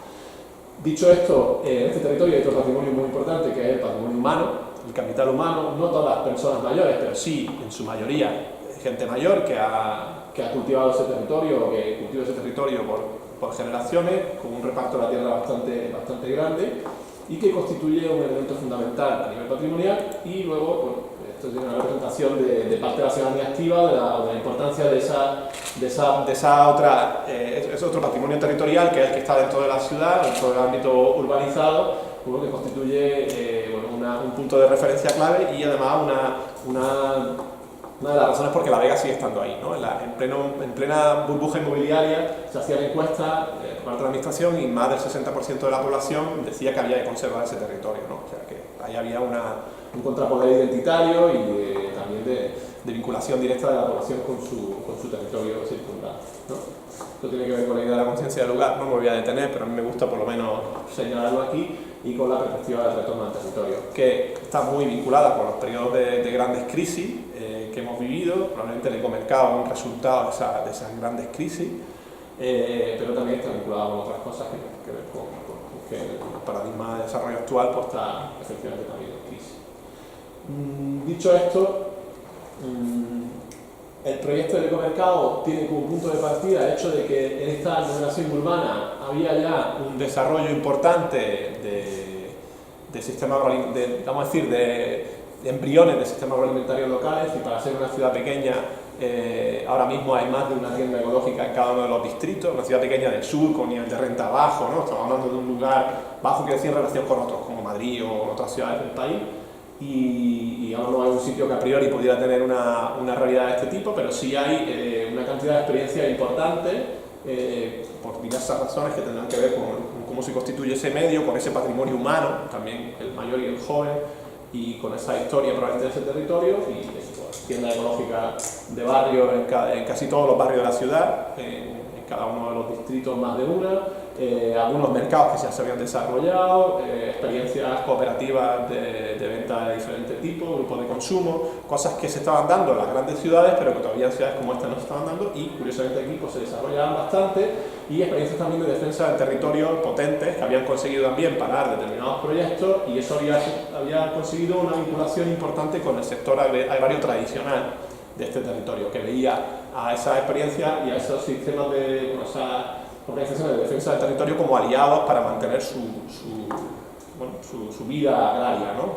Ya fuera con la vivienda, que hay gente que tiene vivienda en La Vega, o ya fuera solamente con el territorio agrario como tal. O sea que ahí se genera una alianza que permite y fructifica en algún momento con la creación del ecomercado de Granada. Aquí hay una cosa que hicimos que yo no se ve nada, pero por si queréis la referencia de los procesos o algunos procesos que se han dado en este territorio. Nosotros lo denominamos, aquí está la cartografía social de La Vega y Granada, lo presentamos en un CONAMA que hubo precisamente, un Congreso Nacional de Medio Ambiente que hubo precisamente en Granada, donde hacíamos una recopilación de esos procesos y de cómo además iban ramificándose, ¿no? Y relacionándose unos con otros, y de diversos tipos, también agricultura ligada a personas desempleadas, regeneración de ámbitos degradados de los barrios periféricos, ocupación de tierras, bueno, muchas cosas, algunas de las que ya había hablado aquí, muchas de ellas desvinculadas o incluso con relación de conflicto con la administración, y otras de ellas no tanto, con alguna experiencia, por ejemplo, de huerto urbano de la propia administración dentro de la ciudad, ¿no? Se ha conseguido a través de estos procesos, etc. Yo doy esta referencia, como después pasaré la diapositiva, si a alguien le apetece, pues que le eche un vistazo, y ahí lo tienen. Estamos ahí a ver si terminamos un libro y a ver si para final de año está, y también ahí podéis tener toda esta perspectiva. Bueno, uno de estos procesos, como decía, que tiene mucho que ver con la forma de aglutinar todo este, parte importante de este sistema, es el proceso del ecomercado, ¿no? Que es el que yo voy a contar ahora con cierto detalle. Ese proceso del ecomercado tiene que ver con un proyecto de venta de producto agroecológico local, donde las organizaciones, sobre todo de carácter colectivo, pueden vender su producto en la calle una vez al mes. Ahora ya son 2 veces al mes, porque hay un ecomercado en el Distrito Norte, que es la zona más de menor renta de la ciudad, del área metropolitana, aunque no está en la zona más conflictiva o más pobre, pero sí está en ese área de la ciudad. Y de alguna forma tienen que ser organizaciones de producción, de comercialización o de venta que tengan su sede fundamental en Granada, en la provincia de Granada. La provincia de Granada es bastante alargada, con lo cual eso generaba determinados problemas, porque podía haber organizaciones de Málaga que estuvieran más cerca de la capital que de la provincia de Granada, que están más cerca de Murcia. Pero bueno, en cierta medida era un criterio también más o menos impuesto por la propia administración, ¿no? Entre otras cosas porque el gobierno local, cuando da el permiso para la utilización del espacio, después de bastante resistencia, lo da porque son organizaciones de Granada y porque además es agroecológico y se supone que no compite con el comercio local. Eso es una cuestión muy curiosa que después, si eso alguna cosa comentaré, porque de hecho es todo lo contrario. El efecto del ecomercado es todo lo contrario, no solo no compite, sino que genera una transformación urbana y un incremento de las ventas, no solo del ecológico, sino del conjunto de comercio del barrio que no habían previsto, ¿no? Y eso estaba ya definido, eso lo decíamos, pero no hacían caso. El evento del ecomercado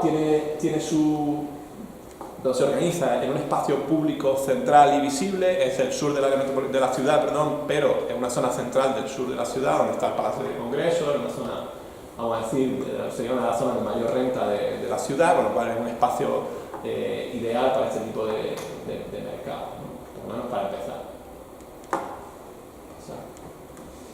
Es un proyecto colectivo. Este es el primer tríptico que hicimos, esto además lo hicimos del grupo de investigación nuestro, se nota ahí la mano de la arquitectura, ¿no? Algunos la puede ver aquí en esta escuela, y no solo se circunscribe a las organizaciones del ecomercado, sino que también piensa desde su inicio en la difusión de todo el proceso de lo que puede ser el sistema alimentario alternativo. De hecho, incluso en el tríptico del ecomercado, yo siempre lo traigo aquí para empezar, para que quede claro, de alguna forma aparecen todas las organizaciones que venden productos ecológicos en Granada sin que obligatoriamente tengan por qué tener puesto en el ecomercado, porque además se asumía que si era una vez al mes, el resto de la semana, las familias compramos como mínimo fresco de luego una vez a la semana, ¿no? Entonces, evidentemente no era suficiente, entonces pues la idea era mucho más amplia. Bueno, aparte había algunos otros mercados, en este caso de las cooperativas integrales, que después fueron desapareciendo, pero que en algún momento pues también tenían su función.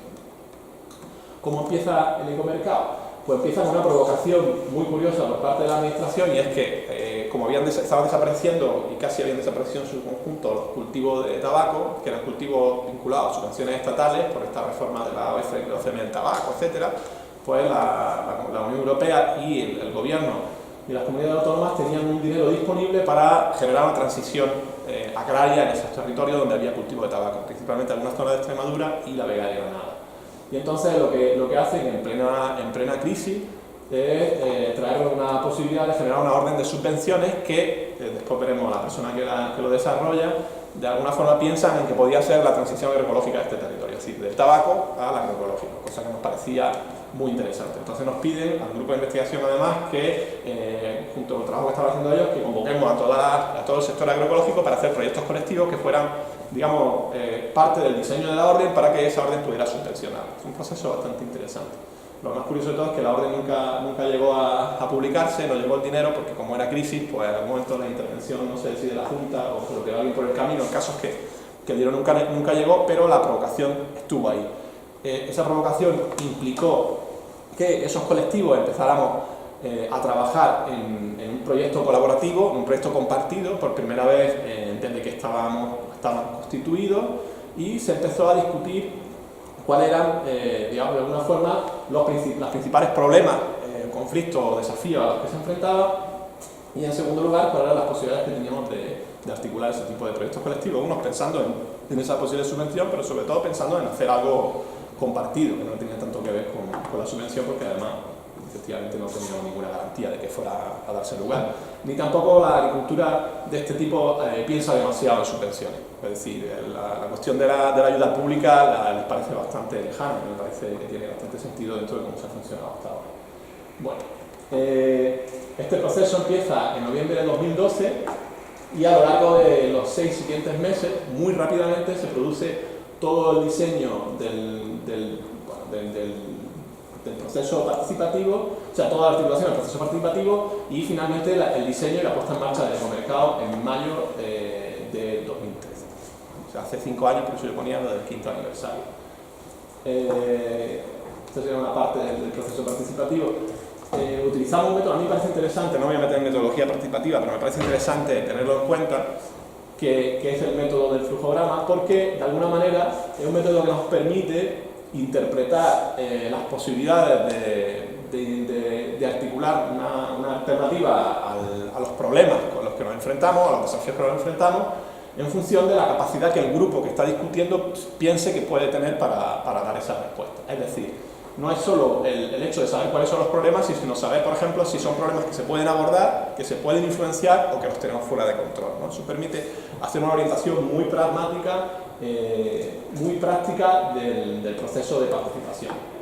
En este contexto aparecieron esta serie de problemas clave: la falta de espacio de venta accesible, la falta de sensibilidad de quienes consumen, la falta de visibilidad en todo el sector agroecológico, la falta de coordinación entre colectivos implicados en los canales cortos, la poca capacidad de suministro variado y los dos temas que estaban fuera de control, que era la normativa y la distorsión de la gran distribución.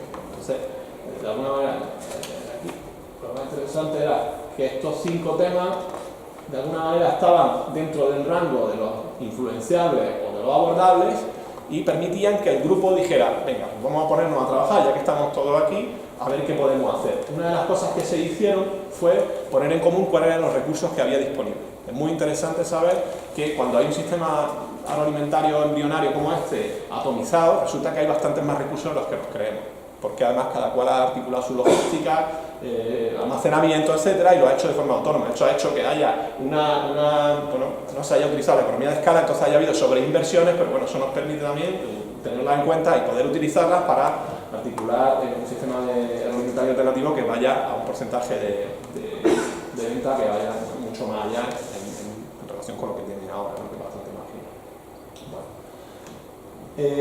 Básicamente aparecerían 3 grupos de dificultades: una dificultad vinculada a la coordinación, una dificultad vinculada al suministro variado o a la logística y una dificultad vinculada a la visibilidad o a la sensibilidad de quienes consumen. Y bueno, se hizo una lluvia de ideas sobre cuáles podrían ser las cosas que se podrían abordar, ¿no? Una estructura de coordinación profesional, la articulación de espacios de intercambio, un mercado al aire libre, que curiosamente intervenía o podía responder a los tres elementos o las 3 dificultades fundamentales definidas por el sistema digamos, de los grupos agroecológicos de la provincia de Granada. Y bueno, podríamos plantear otras cosas como la transformación a precio asequible, campañas de sensibilización, adaptación de la normativa, sistema participativo de garantía, que precisamente también, por cierto, respondían a los tres ejes de intervención que necesitan este tipo por lo menos en Granada necesitaban este tipo de colectivos. El mercado al aire libre responde a la coordinación, después veremos, porque permite la creación de la red agroecológica granadina. La red se crea después del Ecomercado, como resultado del Ecomercado de un proyecto compartido. No es vamos a hacer la red y luego el proyecto compartido, o sea, se empieza por el proyecto y después se hace la red. El suministro variado y logística, sobre todo, tendría que ver con el hecho de los inicios de coordinación de la producción, de coordinación también de la venta, aunque todavía no demasiado de la logística. Esa sería un poco la segunda fase. Y la visibilización, evidentemente, y la sensibilización, el tener un mercado en la calle, con todo lo que eso ha supuesto, pues probablemente ya es un hecho per se, pero también aparecen otras cosas que han sido elementos clave del proyecto del Ecomercado. Bueno.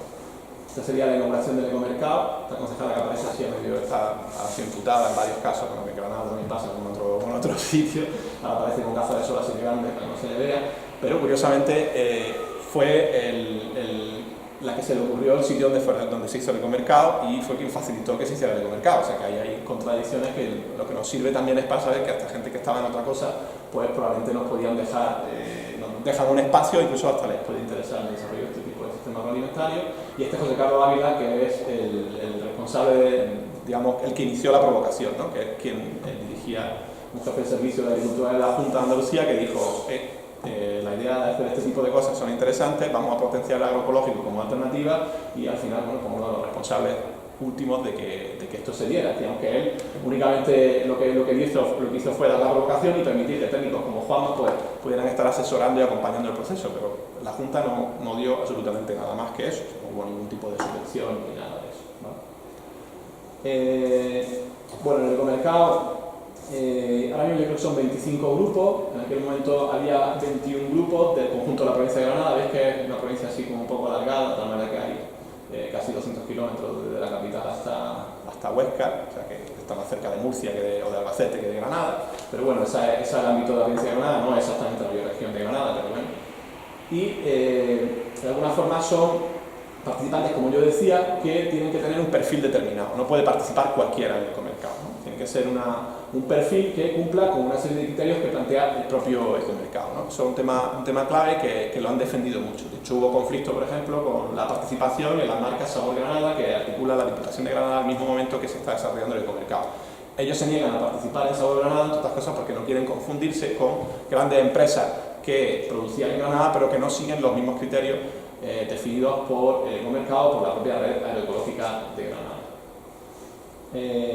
La mayoría de puestos, lógicamente, son de organizaciones de productores y productoras, y luego hay un complemento. Nosotros hablábamos un poco en aquel momento de la perspectiva del Corte Inglés, es decir, el hecho de que puedas ir a un sitio y puedas comprar de todo, o más o menos de todo, cosa que a todo el mundo nos interesa porque resuelve las necesidades cotidianas en solo una visita, o por lo menos una parte importante de esas necesidades cotidianas en solo una visita. Evidentemente, el sistema alimentario o sistema comercial globalizado lo utiliza de una manera, ¿no? Pero en este caso nosotros, que es la recuperación de lo que se ha hecho toda la vida, pues lo utilizábamos de otra forma, y es construir un ecomercado que fuera un ecomercado diverso, que no solo fuera producto agrario o agroganadero fresco, sino que incluyera más cosas. Eso generaba algunas contradicciones o algunas dificultades. Por ejemplo, cómo define que un puesto de artesanía es ambiental o ecológico, cuál es la certificación ecológica de la artesanía, ¿no? Nosotros estábamos siempre con el rollo bioregión, distancia, producto local, pero a veces es que es complicado, pero aunque te genere esas contradicciones, yo creo que es interesante porque al final todo el mundo nos vestimos, todo el mundo tenemos niños pequeños, que por cierto nos interesa más comprar este tipo de ropa, ¿no? Bueno, ahí hay cosas por donde va entrando, o cuando compramos libros, tenemos otra serie de necesidades, o cosmética, o bueno, aparecen, digamos, muchos puestos que complementan la demanda clave o la oferta clave del ecomercado, que es el producto fresco, local, de cercanía, sobre todo frutas y hortalizas, ¿vale? Nosotros hicimos con el grupo de investigación y con diferentes pequeños proyectitos o estudiantes que hacían proyectos o trabajos a fin de máster, o proyectos a fin de carrera o trabajos a fin de grado. Hicimos 3 procesos de encuestas en el año 2014, en el 2016 y en el 2017. Yo traigo aquí algunos datos, algunos están publicados, yo he mandado a la organización 2 artículos, pero bueno, estamos detrás de sacar algún otro donde vienen algunos de estos datos. Entonces he sacado algunos que pueden ser interesantes para que veamos algunas ideas. No todos, lógicamente, porque bueno, eran encuestas que se parecen entre ellas, con lo cual nos permiten ver un poco una evolución y sobre todo sacar algunas claves que pueden ser útiles. Evidentemente, los productos que se compraron, que compraban la gente que venía al ecomercado, curiosamente hay un porcentaje, o el porcentaje mayor, como todo el mundo pensaría, son frutas y vegetales, pero aparecen otros productos que a priori no teníamos por qué pensar en un ecomercado. En un ecomercado lo que más llama la atención, igual que en las fotos, pues lo verde, la hoja, no sé, la fruta, y sin embargo, como es lógico, y si pensamos también en nuestra dieta, eso lamentablemente no es, nuestra dieta no está completamente basada en eso, pero incluso aunque tuviera un porcentaje mayor en esas 7 raciones de frutas y verduras frescas que teníamos que tomar según los nutricionistas, o esos 5 al día de los que habla la administración, ¿no? De 5 productos frescos al día, el resto de la parte de la dieta sería todo esto, ¿no? Pues Ecomercado también abastecía, es decir, las personas iban a comprar en Ecomercado otros productos como queso, carne, cereales, legumbres, pan, que es mucho más importante, etc. Eso es conocido, pero yo creo que es interesante verlo en porcentaje. Tema clave del ecomercado, que tiene que ver con eso que comentaba yo antes de quién entra y quién no entra en el ecomercado o cómo funciona. El ecomercado es un proyecto autogestionario, articulado por proceso de participación horizontal, donde las organizaciones participan en pie de igualdad, con evidentemente sus tensiones internas, su liderazgo y sus cosas que se van dando, conflictos como siempre, pero que de alguna forma se ha mantenido durante 5 años, e incluso desde su inicio, con mucha diversidad interna, con un proyecto autónomo. Ese proyecto autónomo tiene como elemento fundamental la obligación de la participación de las organizaciones de producción y consumo. Es decir, todo el mundo tiene no solo el derecho, sino la obligación de participar. De tal manera que no está muy profesionalizado, solo hay una persona que se dedica a la coordinación general, como aparece aquí, ¿no? que es César de la Cruz, que tiene un pequeño sueldo, muy pequeño, y el resto de tareas se reparten en el conjunto de organizaciones. Eso tiene sus pros y sus contras. Por ejemplo, las organizaciones que tienen a alguien profesional pues tienen más poder dentro de esa estructura, que las organizaciones que no tienen a alguien profesional son más pequeñas, porque eso son cosas que hay que corregir, pero en cierta medida les ha permitido mantenerse, yo diría, con bastante coherencia en estos 5 años de funcionamiento del ecomercado.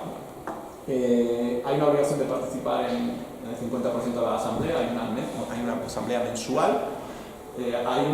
Antes era solo un ecomercado, ahora hay otros ecomercados, como os decía, con lo cual la logística, la estructura, la participación, la implicación se multiplica. Hay un sistema de funcionamiento, como decía, completamente asambleario, donde quienes estábamos de la universidad y quienes venían de la Junta de Andalucía lo que hacíamos era acompañamiento, asesoramiento y seguimiento en algún momento, pero sin ninguna necesidad. De hecho, un momento en que dejamos de estar, no pasó absolutamente nada, sino todo lo contrario, porque fue positivo en el sentido de que se mantuvo perfectamente el ecomercado sin la necesidad de tener un apoyo externo, y en cierta medida solo faltaría el hecho que se planteaba al principio, que era la participación de quienes consumen. Eso no existe. Eso es una cosa que de alguna forma reivindicábamos cuando estábamos en la dinamización o en el baile, quienes participábamos, y bueno, al final aquí estamos también porque queremos consumir. De hecho, a mí me pusieron el ecomercado al lado de mi casa, no tiene nada que ver. Entonces, pues claro, era una persona que me importaba, ¿no? Y al final algo hace, pero no hay una estructura de vinculación de quien consume, probablemente más allá de las actividades y de las conversaciones en el propio ecomercado o de esas encuestas que hemos hecho nosotros como grupo de investigación. Hay, vamos a decir, 3 estructuras de participación, o sea, aparte de la asamblea, hay 3 estructuras de participación: una comisión de seguimiento, como si fuera una comisión de ejecución, una comisión de actividades de admisión, que tiene un elemento clave, que es la difusión de la elaboración de las actividades y la articulación de cómo se admite tanto a quienes vienen una vez al mercado como quienes quieren acceder a tener un puesto en el mercado. La demanda es creciente, por eso además se pueden hacer ya 2 ediciones, y lo que ellos llaman el dúo dinámico. El dúo dinámico es 2 personas de la organización que cada ecomercado se dedican al control, básicamente, y al cobro de la pequeña cuota que se paga.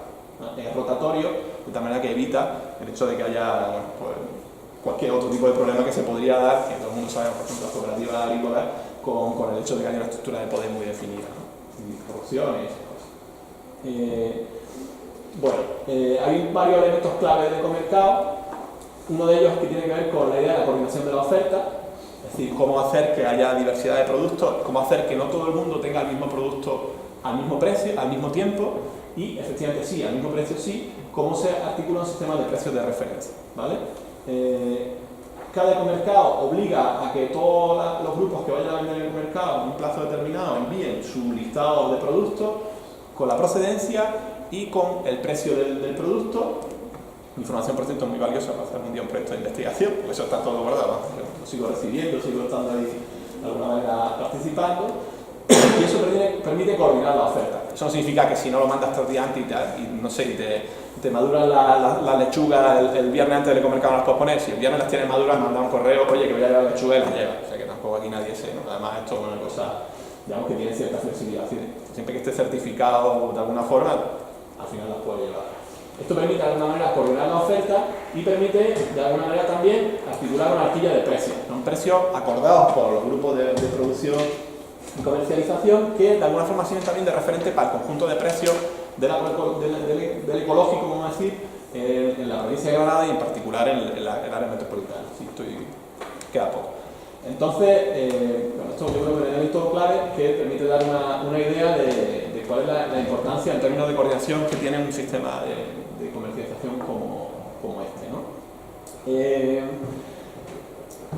ecomercado, bueno, esta sería un poco la tarjetita que diseñamos en su momento para poner en cada producto, ¿no? Aquí nos parecía fundamental el origen y la distancia, que es un elemento importante. Si vais al ecomercado, no todo el mundo lo hace. De hecho, uno de los principales incumplimientos que el Dúo Dinámico ve todas cada mes, ¿no? Este no ha hecho esto, este no ha puesto los precios. Pero bueno, eso es las discusiones que hay y que, bueno, de alguna forma permite ser transparente, aunque no está clara. El sistema de trazabilidad, por ejemplo, es uno de los horizontes interesantes que habría que desarrollar en este contexto, porque además probablemente hay ciertas obligaciones que no se cumplen al respecto. En términos de coordinación de la producción, yo creo que también es interesante tener en cuenta cómo se responde a la posibilidad de que haya un momento en el que no haya producto. Es verdad que la bioregión de Granada tiene una diversidad climatológica muy importante. Tenemos a 100 kilómetros a la redonda, incluso diría 60 kilómetros a la redonda, tenemos clima subtropical y climas muy fríos, con lo cual hay un ámbito de producción, vamos a decir, anual muy importante, pero bueno, hay momentos en los que no hay producto, ¿no? Entonces existe la posibilidad de traer productos de fuera, tanto productos frescos, si no lo hubiera en ningún productor o productora de la bioregión, del grupo del ecomercado, como evidentemente productos elaborados, ¿no? De alguna manera se marcan una serie de límites que tienen que ver con el hecho de que las ecotiendas solo constituyan, yo, si no recuerdo mal, el 10% del ecomercado, es decir, solo puede haber 2 ecotiendas, no puede haber más ecotiendas en el ecomercado. Había ecotiendas que tenían que participar y no pudieron porque había un límite para eso, y evidentemente tampoco un límite con respecto al producto fresco al producto fresco de fuera que se trae, ¿no? También había algún límite respecto al producto elaborado de fuera que se trae. De alguna manera esos límites lo que hacen es evitar que esto sea un ecomercado de comercialización, de intermediarios, ¿no? De organizaciones intermediarias, que es en lo que por cierto se han convertido muchos de los mercados de calle que nosotros conocemos, incluyendo por cierto los mercados municipales, cuyo origen era el meter en lugares cerrados estos ecomercados que han existido toda la vida, que era una de las formas de comprar que hemos tenido siempre, y por cierto que nos encanta como personas hacer ese tipo de compras. El ecomercado es un ecomercado bastante exitoso desde sus primeras ediciones. No se permiten productos eco de grandes empresas ni transnacionales, con alguna discusión potente, por ejemplo, con el tema de los lácteos, ¿no? ¿Cuáles son grandes empresas transnacionales y cuáles no? Si son productos cercanos, ¿no? La Puleva, que es una multinacional de producción, o sea, la única multinacional agroalimentaria granadina, que no lo es ya, ¿no? Pero quiero decir, con su, ¿no? Si veis la Puleva, pone Uniasa Granada, pone Granada, ¿no? Camino de Pulchil, Granada, sobre la dirección, porque tenemos una gran fábrica, pero eso ya hace tiempo que salió del día con las diferentes multinacionales. Pero claro, esa Puleva que la traen de Galicia, que es de una multinacional, no se puede vender en el ecomercado, que es lo que hay, ¿no? O sea, por ejemplo, ahí hay contradicciones, ¿no? Si alguien de Granada le dice que no puede vender Puleva en el ecomercado, cuando todos nos hemos criado en Pulevas que eran botellas como esta, ¿no? Es como, ¿sabes? Es contradictorio, ¿no? Pero esa es la realidad de lo que ha ocurrido, ¿no?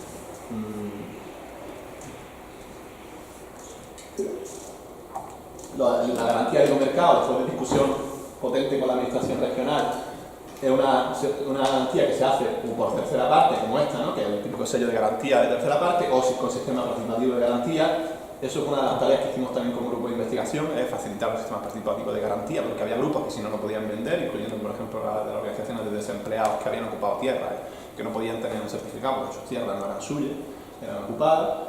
Y la cuestión económica. Me quedan 2 o 3 y termino, que me haya hecho 5 minutos, no sé si... La cuestión económica es bastante curiosa porque al ser un proyecto autogestionario tiene que ser un proyecto barato, ¿no? Hay un pago muy pequeño por cada puesto, en torno a 20 euros, a veces varía un poco por si hay alguna necesidad, pero con 20 euros a cada ecomercado por puesto es suficiente para pagar todo lo que se necesita, un pequeño seguro de responsabilidad civil, el pago por uso del suelo público, que es muy pequeño ese pago, pero que hay que hacerlo, curiosamente, no es que el ayuntamiento no dé nada, es que además tenemos que pagarle, que sea poco, pero hay que pagarle al ayuntamiento, para hacer un tipo de compras conjuntas, sobre todo de la infraestructura del ecomercado, que es toda...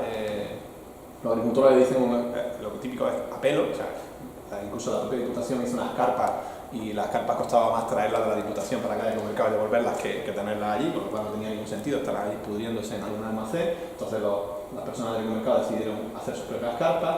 La coordinación, el ambiente de coordinación por el ecomercado que tiene las CESAR que le pagan, y alguna publicidad, no demasiada, ¿no? Por diferentes criterios, que decir, quien se lleva los materiales, etc. Bueno, hay una distribución de tareas que va haciendo cada grupo en cada ecomercado y que lo que hace es abaratar los costes.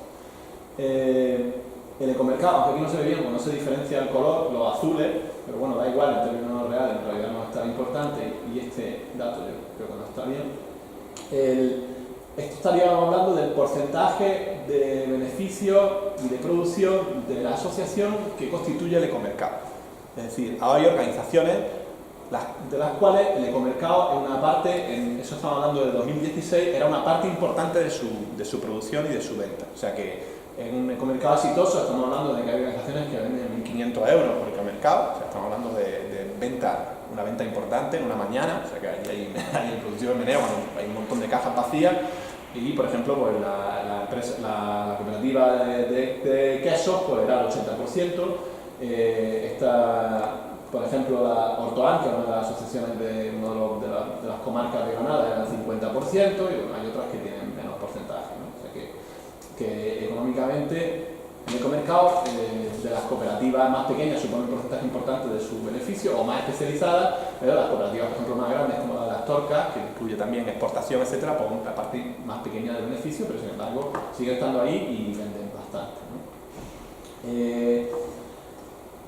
Al ecomercado, en términos relacionado con esto de la publicidad, en términos de cuándo va y por qué va la gente a comprar al ecomercado, hicimos en esa encuesta, incluíamos esa pregunta, ¿no? Estas son respuestas de 2016 también.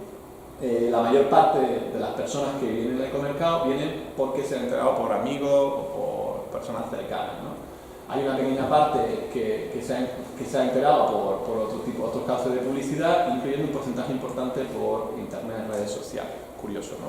Que en realidad esa inversión en panfletos, folletos, carteles, etcétera, que es pequeña, tiene sentido que sea pequeña porque después la vuelta de la gente que viene es pequeña. Ahora, eso en un contexto como este. En otros contextos yo tengo mis dudas, creo que hay que hacer otro tipo de cosas, ¿no? Por ejemplo, cuando se hacen nuevos ecomercados como este de Norte, pues yo creo que ahí hay que hacer esfuerzos y bueno, en algún momento no pasa nada por utilizar determinadas estrategias que sean interesantes para desarrollar este tipo de procesos, ¿no? Es curioso aquí, volviendo a la cuestión de lo de las tiendas, que hay una tienda muy cercana al ecomercado, había dos tiendas cercanas al ecomercado, ¿no? En ese distrito, y otra un poquito más lejana, pero todas en el entorno, tres tiendas cercanas, ¿no? Pues las tiendas siempre estaban preocupadas de que iban a dejar de vender, voy terminando. Actualmente esas tiendas no solo funcionan bien y venden mejor, sino que además se ha duplicado el número de tiendas en esa zona. Hay 3 tiendas ecológicas más, o sea 6 tiendas ecológicas en ese área de la ciudad. Y si yo estoy hablando con la que vende los huevos, una de las que vende los huevos, hay un montón de tiendas alrededor que venden ecológico, han puesto una panadería ecológica justo enfrente del ecomercado y todo está funcionando muy bien porque al final el ecomercado, como sabemos en estudios que se han hecho en otros lugares, pues un ecomercado que ya es un buen dinamizador de la venta, una estructura urbana de transformación de un espacio que permite pues generar una dinámica diferente a la que había en ese territorio.